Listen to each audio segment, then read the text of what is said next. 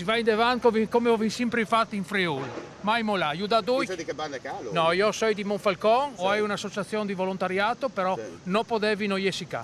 No, casi va avanti e via, forza e coraggio e sempre avanti. Grande Friuli, grande.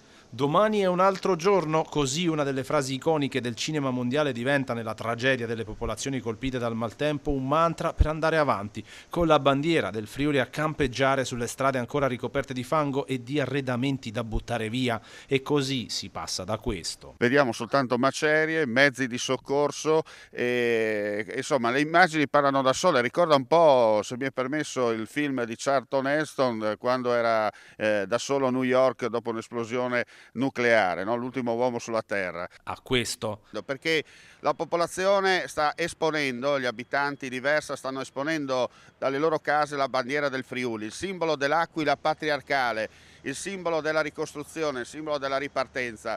Tutti diversi ma uniti in un unico scopo, ricominciare una vita normale tutti insieme. Faccio il giro con gli alpini, porto le cene, faccio le ronde con i poliziotti dato che conosco la situazione. Qui l'ha portata Andrea Pazzo qua, lui è diventato mio fratello da martedì mattina.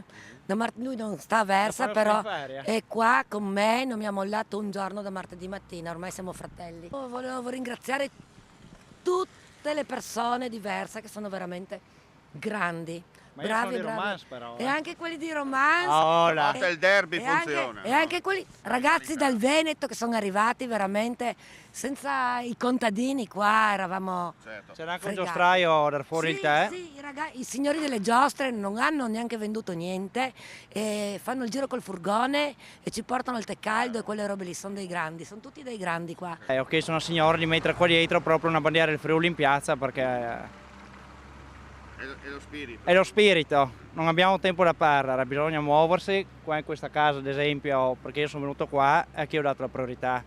Anziani e disabili.